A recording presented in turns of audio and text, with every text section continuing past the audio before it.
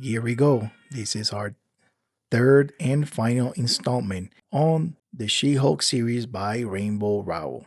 This is my thoughts and reviews on Volume 3, which was titled A Girl Can't Help It. Rainbow Rowell takes our favorite green giant for a wild ride with a new villain since Jennifer's entire life tumbling into turmoil. A Girl Can't Help It is the perfect title for this arc. Jennifer slips into many traps like distraction and borderline obsession with this new villain who continues to best her at every encounter. Her relationship with Jack becomes seriously strained when she's not able to even touch her boyfriend, which makes things sweet and sour naturally. Work becomes increasingly overwhelming after her law firm is the only firm in town that will represent anyone in tights, capes, or with a mutant gene. Jennifer's life spirals quite a bit, and before she realizes, she's lost the handle on her own life. Issue number 11. People, we got a major development. Punch Club is back, and its membership has grown. There is a tag team match for today's main event. She-Hulk and Titania versus Volcana and The Thing. Also in attendance is the former hero for hire, Danny Rand, also known as Iron Fist. And they had a VIP guest in Luke Cage, aka Power Man, aka the Mayor of New York City. Yeah, this club just became elite if you ask me. The fight was short and sweet, at least for Jennifer because she had other engagements. She got her licks in and dipped before they held a vote for the matching jackets for the club. Now, the bad news.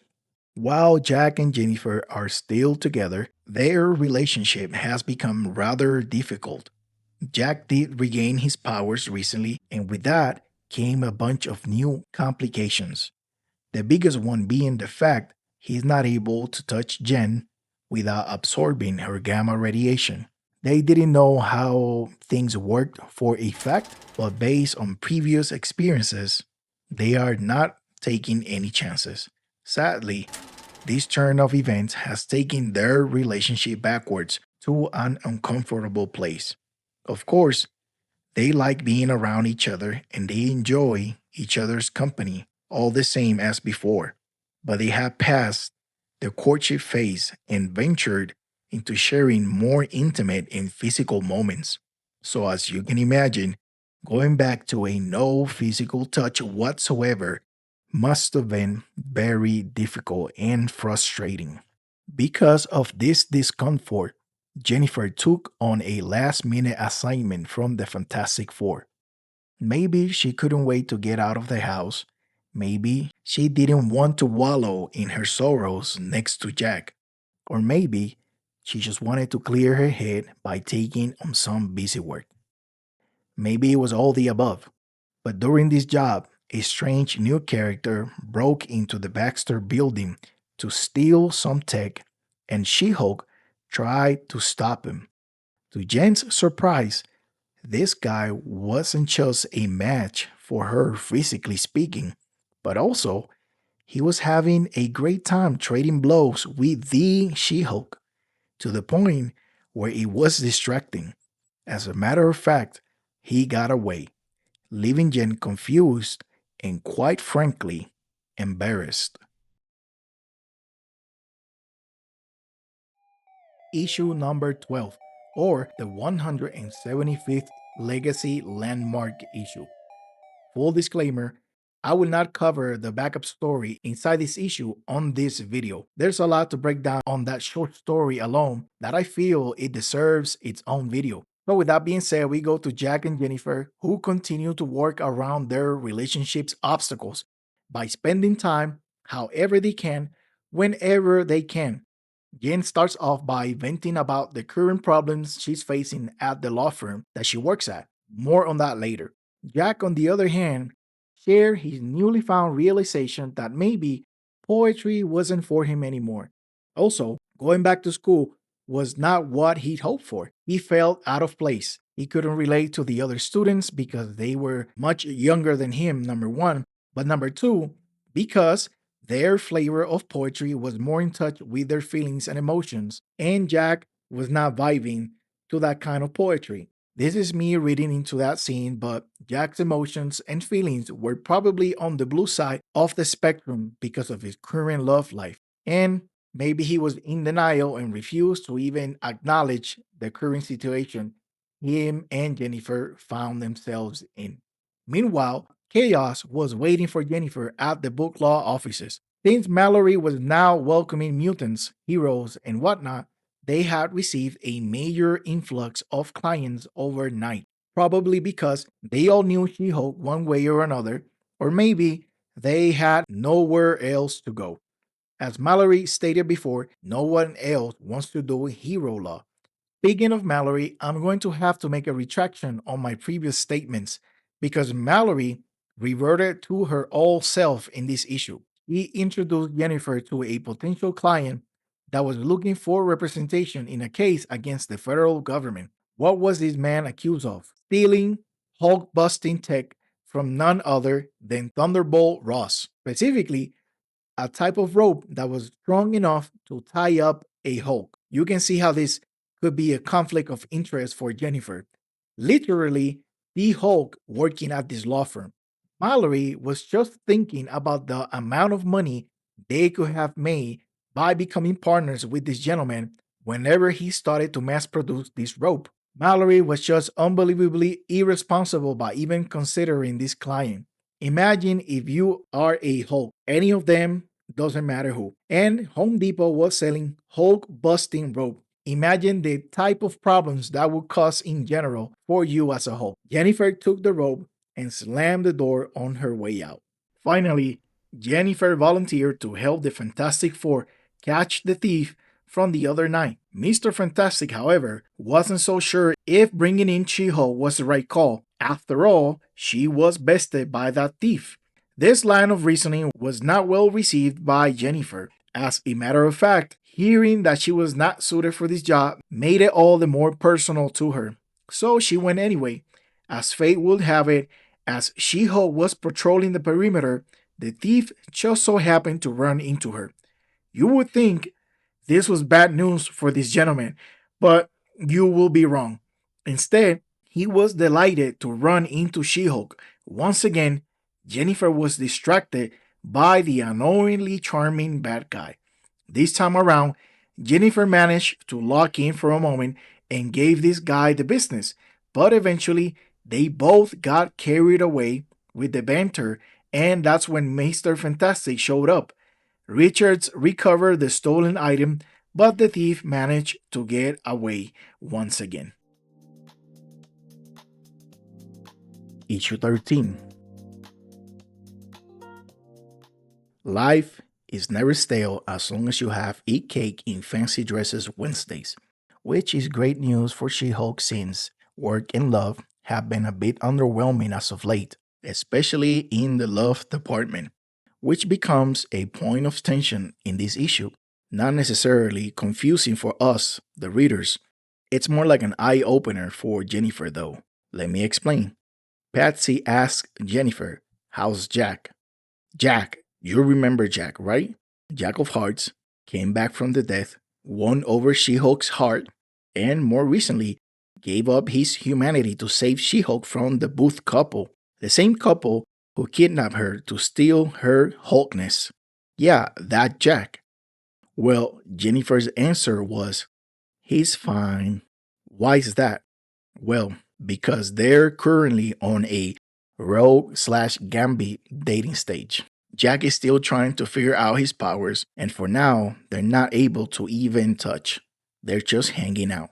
Patsy felt Jennifer was rather distracted, so, in a very bold manner, she asked Jennifer if she was seeing someone else. Because, they're girls, besties. Eat cake in fancy dresses is a judge-free zone. Patsy just felt that something was off.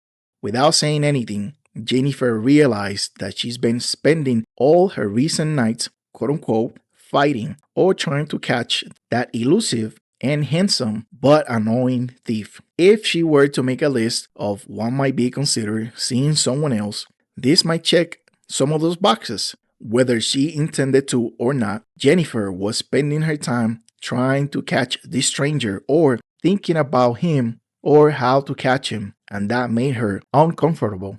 So much so, she didn't feel like disclosing any details about this other man with Patsy. Speaking of the devil, she spots him just outside her window. Jennifer sprung up and left Patsy to follow this man. Who knows? Maybe this time she finally catches him in the act. And to her surprise, he was actually trying to lure her out. Jennifer was all business, of course, but once again, this man was charming enough to convince her to do a parlay of sorts. No fighting, no stealing, let's just talk for once. She-Hulk was annoyed, but she begrudgingly accepted to hear him out. After all, this man was a total mystery, so they went for a stroll at the park, looking like two characters from a rom-com. Kind of like he planned it because he absolutely did. This is when we find out this man's name is Nicholas and his code name is the Scoundrel. Not only is he a thief, but he's also a stalker, and he's here to make a proposition to She-Hulk. Long story short, Nicholas wanted to date Jennifer. He thought she felt the same way, and the proof, according to this guy, was all the nights they had spent sparring and playing cat and mouse. He's trying to imply that Jennifer was leading him onto this perception. But Jennifer was like, nah, that was not on my mind at all. So she tried to detain him, but once again, the scoundrel proves to be too elusive for the green lady in the purple dress. The middle of this issue, I don't really have to go too much into it. Jennifer and Mallory had another clash about the law firm. They have taken way too many clients since they opened the floodgates to the supers, and now they can't handle the workload. The problem, according to Mallory, is that there are no other law firms doing superhero law. So, when heroes, villains, mutants, sorcerers, or anyone else in those communities have legal issues, they have nowhere else to go. So, here they are with a good problem to solve. Jennifer is willing to work more hours as long as she can continue to do eat cake in fancy dresses on Wednesdays. She'll continue to work for Mallory. I do wonder what sort of legal troubles Spider-Woman and Wong got themselves into, since this is their second visit to the law firm, third visit for Spider-Woman actually. To put it into perspective, Moon Knight has been seen only once at the law firm. Just in case you didn't know, Moon Knight is not your stereotypical Boy Scout cookie cutter hero. That guy is always operating outside the boundaries of the law, like every single law you can think of. So, someone please check up on Wong and Spider-Woman to see what they're up to. The ending of the issue is pretty sad, or maybe bittersweet if sad isn't the right word. Jennifer and Jack are working around the obstacles in their relationship while trying their best to keep the flame alive, or what's left of it currently. Jack is spending his time clearing up nuclear waste wherever he can, and then meditating to control all that energy he absorbed. At the same time, he confessed he dropped off from college altogether. He felt completely out of place, and he couldn't relate to anyone from his classes or even their poetry.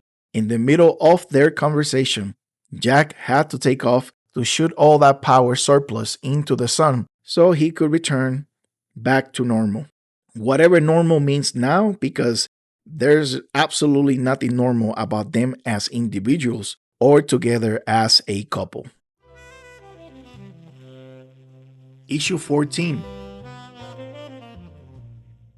Immediately after her rom-com encounter with the Scoundrel, Jennifer meets with the Fantastic Four to share notes and intel on that guy. Maybe they could finally figure out what his goal was with all the stolen technology. Mr. Fantastic's first guess is that Nicholas is building a bomb. But Jennifer didn't take him for a bomb type of guy, she said. This inspired Johnny to make fun of Jennifer, but all jokes aside, this just served to highlight the fact that Jennifer was compromised. She had no objective point of view on this matter because of all the time spent with the scoundrel. Not to say she was defending the guy or standing up for him, but she clearly didn't think of him as the actual bad guy he was. Marvel's first family were tiptoeing about the problem at hand, but Ben Green was the only one to actually ask Jennifer face to face if she was dating the scoundrel. Jennifer said no, of course, but the fact Ben had to ask just says how bad this whole thing looked for Jennifer. After this embarrassing meeting, Jennifer ran to court to represent 8 Ball in a paternity case, which apparently went great for 8 Ball. Yes, that 8 Ball you saw earlier. This is not the first 8 Ball, but he's definitely a bad guy. He first showed up as a working goon for the Hobgoblin, but She-Hulk only helped him in a parenting case, so no worries. The real issue at the law firm today was that Mallory and Awesome Andy were playing with the whole Buster rope from that client that Jennifer refused to represent. So she confiscated the rope from them and went home. It had been a long day already, so I imagine She-Hulk wanted to unwind and spend time with Jack. Unfortunately, Jack was busy absorbing radiation elsewhere, and he was going to be gone for a few days. Once again, there are more obstacles in this relationship. Not a second later, and she gets another call from none other than Nicholas the Scoundrel. Apparently, he missed Jennifer and he asked to see her, which she refused, of course, but he was going to tell her everything about the stolen technology. He would even tell her what it was for. All he asked was that they see each other one more time. Jennifer said she would think about it, probably trying to buy time to alert the Fantastic Four, but there was no time to think. The scoundrel came to her, straight from a romantic comedy with superheroes. Nicholas is standing outside her window in some type of aircraft with the shiniest smile you ever seen. Once again, Jennifer indulged Nicholas. For some reason, she went along with this. No matter how many red flags were going up, she still went, even though you could tell this was a bad idea. If this impromptu date wasn't bad enough, Nicholas wasn't spilling any tea without some proper whining and dining. Jennifer continued to go along with all of this. In her mind, this was the only way to get to the truth. I don't know. I'm just guessing at this point. This guy was delusional, to say the least. He confessed everything. He's a thief for hire, works alone, and that's how he makes a living. He literally shared his entire illicit enterprise with the hopes that Jennifer would just up and leave her entire life to go with him and live happily ever after. Long story short, whoever employed the scoundrel for this job was planning to destroy New York, and Nicholas was trying to lure She-Hulk away from the city so she wouldn't die. Maybe she would even throw herself into his arms in gratitude, or so he hoped. Like I said, the guy was delusional.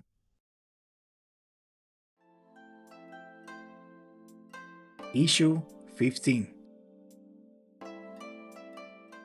Punch Club is now official. What I mean is that the original members got club jackets. But yeah, what's more official than matching jackets? Titania, The Thing, and Volcana were trying out their new club jackets while Luke Cage and Danny Rand were salty because they didn't get one. Not going to lie, I would have been salty too. Those were satin jackets.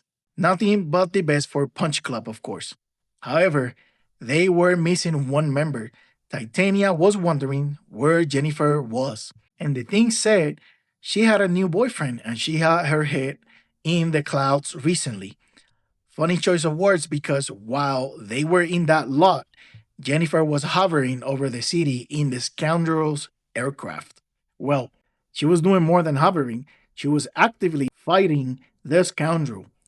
Jennifer had enough of this bozo, so she called her boyfriend Jack to help her. Nicholas was not having that. He probably got jealous too. They started going at it, tearing up Scoundrel's aircraft. Meanwhile, below in the city, mayhem all over the streets of Manhattan. Draper's horde began their invasion. If only there was a club of skilled and strong people who like to punch stuff for fun. Jennifer turned the charm on Nicholas for once and got him distracted long enough to pull out the Hulk Buster rope she took from Mallory earlier, and she tied him up with it. Yes, The same rope that was created to hold a Hulk. Pretty sure it was strong enough to hold this guy no problem. She Hulk jumps ship, literally and maybe metaphorically too. To her surprise, the intergalactic horde was already all over the streets. But also, to her surprise, the most exclusive club in all of the Marvel Universe was right there in the middle of the action, fighting and pushing back the horde of Drapor. Who is Drapor? I know you're asking. Not that it matters, but he's a character created by Rainbow Rowell for this moment. He won't personally make his debut in Marvel Comics until the next She Hulk series. All you need to know is that this is his army and he unleashed it on the city of New York. The Thing was excited when he saw Jennifer. The club was finally together. But She Hulk didn't have time to celebrate. There was a bomb to be found when suddenly Jack of Hearts appeared. Perfect timing too, because the bomb went off and Jack was there to absorb all of the explosion. Talk about a knight in shining armor, a clutch player, the MVP. Jack of Hearts saved the day.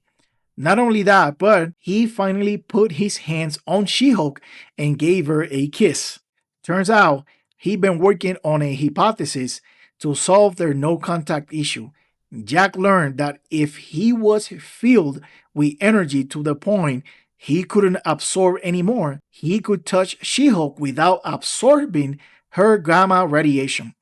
This public showing meant that Jack of Hearts' return from the dead was no longer going to be a secret. This is a happy moment for Jennifer, but a girl can't help to worry about what that could mean for their future. That, ladies and gentlemen, is the conclusion of Volume 3, but also of this entire run. 15 issues in total.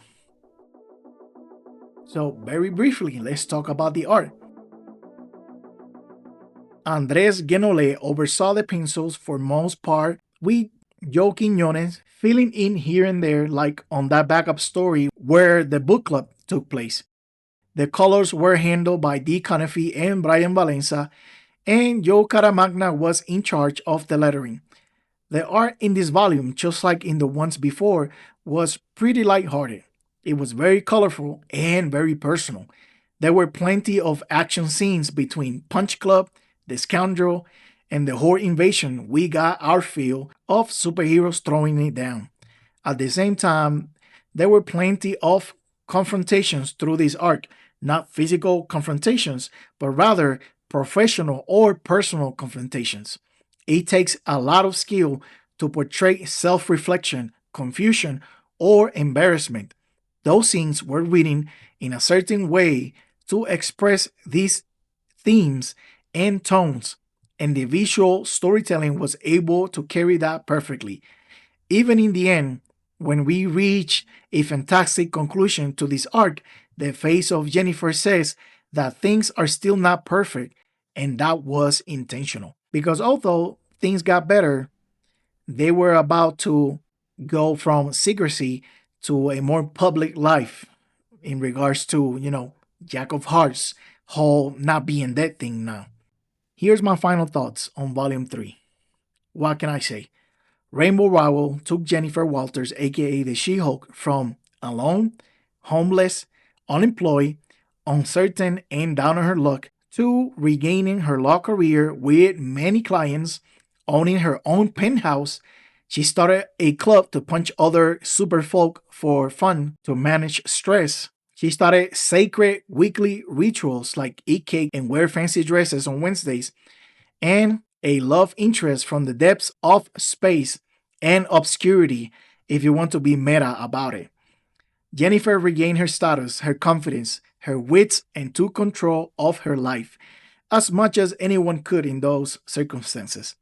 Things got shaky in the last arc, no denying this, but that just goes to show how Rowell writes characters and why they are so relatable. Jennifer is flawed. She makes mistakes and gets carried away at times. But that's what makes her real as a tall, strong, beautiful green lady can be. My only issue with Rainbow Rowell's run in the She-Hulk series is more so with Marvel, because Rowell did a She-Hulk series, a sensational She-Hulk series, and Marvel should have kept it around to do a Savage She-Hulk run as well, so she would have the complete trinity of She-Hulk series.